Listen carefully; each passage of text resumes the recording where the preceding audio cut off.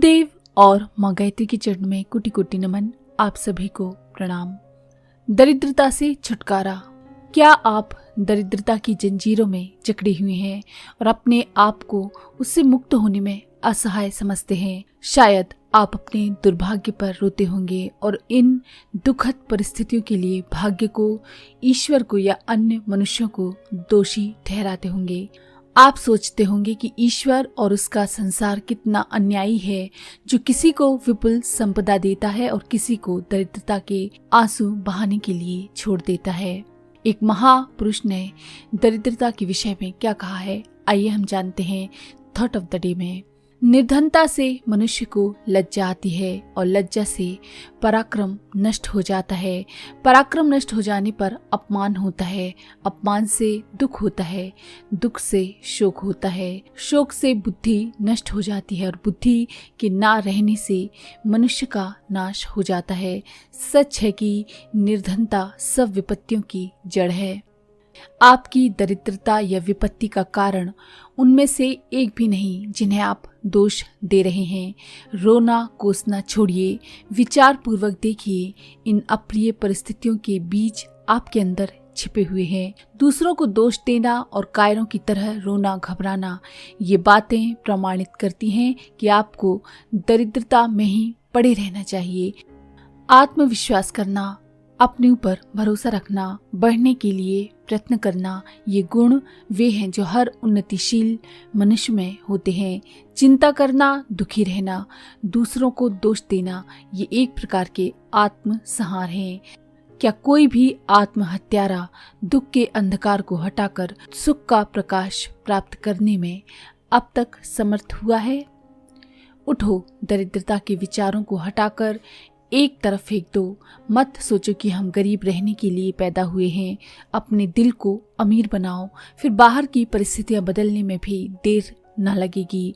विश्वास करो कि हमारे पास जितनी कुछ योग्यता है उसी का अच्छे से अच्छा उपयोग कर सकते हैं।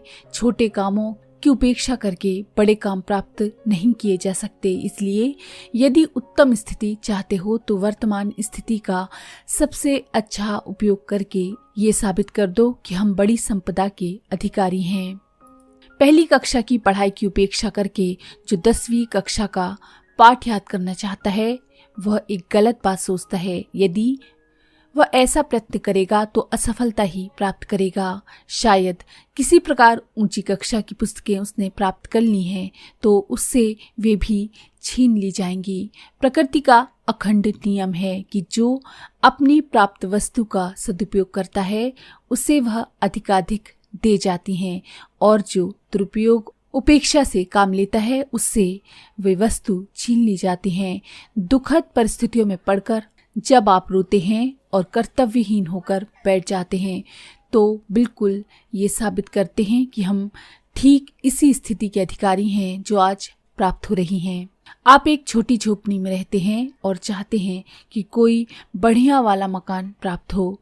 आपकी इच्छा को ईश्वर अवश्य पूर्ण करेंगे, बशर्ते ये साबित कर दिया जाए कि हम वैसा मकान प्राप्त करने के अधिकारी हैं। अपनी आज की छोटी झोपड़ी को जितना साफ सुथरी, सुंदर, चित्ताकर्षक बनाओ जितना कि बना सकते हो। परवाह नहीं कि सजावट की बढ़िया चीजें खरीदने के लिए पैसा नहीं। संसार में सजावट का इतना अधिक और बेशकीमती सामान भरा पड़ा है जिसकी कोई सीमा नहीं और जो हर गरीब अमीर को मुफ्त मिलता है। सुंदरता की तलाश करो, अपने दृष्टिकोण को सौंदर्यमय बनाओ। असंख्य साधन अपने आप सामने आकर खड़े हो जाएंगे जो उस झोपड़ी को बढ़िया महल सा सुंदर बना सकते हैं। पहले अपनी मनोवृत्ति को बढ़िया बनाओ तो मकान भी तुम्हें बढ़िया मिल जाएगा। यदि आप अपनी झोपड़ी को सड़ी गली, मैली कुचैली, गंदी और अव्यवस्थित बनाए हुए हैं तो किस मुंह से कहते हो कि हमें रहने के लिए बढ़िया मकान चाहिए? क्या परमात्मा ऐसे आलसियों पर अपनी विभूतियों को सुशिक्षित रखने की जिम्मेदारी डालेंगे? एक धर्मशाला में बहुत से लोग ठहरे थे। उनमें से कुछ तो बड़े सुशिक्षित थे और कुछ निरे फूहड़। शिक्षकों ने अपने कमरों को साफ सुथरा रखा और फूहड़ों ने गंदगी फैला दी। धर्मशाला का मालिक जब निरीक्षण करने आया तो उसने प्रसन्नता पूर्वक सुशिक्षितों को और भी बढ़िया स्थान रहने के लिए दे दिया, किंतु फूहड़ों पर बहुत नाराज हुआ। दयालु स्वभाव होने के कारण उसने उन्हें बिल्कुल निकाला तो नहीं, पर उन्हें छोटे गंदे और टूटे फूटे कमरों में रहने के लिए भेज दिया, जिनमें किसी ऐसे ही लोगों को अक्सर ठहराया जाता था। दरिद्रता एक दंड है जो प्रकट करती है कि ये मनुष्य अपने कर्तव्य की उपेक्षा करके एवं फूहड़पन की आदतों से घिरा हुआ है। आत्मविश्वास द्वारा समृद्धि प्राप्त करने के स्थान पर जो हीन मनोवृत्ति स्वीकार करके दीनता लेना पसंद करता है, ईश्वर उसे वही वस्तु दे देते हैं। मधुमक्खी के लिए फल की और गुबरैले कीड़े के लिए गोबर की उसकी दृष्टि में परिपूर्ण व्यवस्था है। अपनी इच्छा के अनुसार जो जिसे चाहता है उसे पसंद कर लेता है और वह वस्तु से स्वल्प प्रयास से ही प्राप्त हो जाती है। संभव है कि आपको अधिक परिश्रम करना पड़ता हो और फुर्सत कम मिलती हो, पर बारीकी से ढूंढने पर पता चलेगा कि नित्य कर्म एवं परिश्रम के बाद भी बहुत फालतू समय बचाया जा सकता है। यदि इस समय का अच्छा उपयोग करने की इच्छा नहीं है तो ईश्वर अधिक अवकाश एवं सुविधा देगा भी नहीं, क्योंकि यदि वह अधिक समय दे और परिश्रम हल्का कर दे तो आपके आलसीपन, उदासीनता और अकर्मण्यता की ही वृद्धि होगी। इसीलिए ऐसा मत सोचो कि हमें अमुक सुविधा मिल जाए तो बहुत सफलता प्राप्त कर लेंगे। निश्चय ही दरिद्रता एक अस्वाभाविक वस्तु है। आत्मा ऐश्वर्यशाली है, उसके साथ दीनता का भला क्या संबंध हो सकता है। दयामय परमात्मा की कदापि ऐसी इच्छा नहीं हो सकती कि उसका पुत्र दीनता और दरिद्रता में जीवन यापन करे। मनुष्य को रोटी कपड़े की चिंता में ही उलझे रहने के लिए नहीं, वरन किसी महान उद्देश्य के लिए इस संसार में भेजा गया है। जब तक हम दरिद्रता में बंधे रहते हैं तब तक ना तो कोई महत्व का काम कर सकते हैं और ना अपनी सत प्रवृत्तियों का ठीक प्रकार विकास कर सकते हैं। भूखा मनुष्य कैसे अपने शरीर और मस्तिष्क को सुव्यवस्थित रख सकता है। हमको ये अच्छी तरह समझ लेना चाहिए कि मनुष्य जीवन का ताना बाना इस प्रकार बुना गया है कि सुखपूर्वक जन्म व्यतीत किया जा सके। प्रभु की इच्छा है कि हम आनंदमय परिस्थितियों का उपयोग करें। जब कभी इसके विपरीत अवस्था उत्पन्न हो और दरिद्रता आ घेरे तो समझना चाहिए कि हमारे अंदर कुछ विकार पैदा हुए हैं। हम रास्ता भूल रहे हैं और राजमार्गों को छोड़कर झाड़ झंखाड़ों में भटक गए हैं।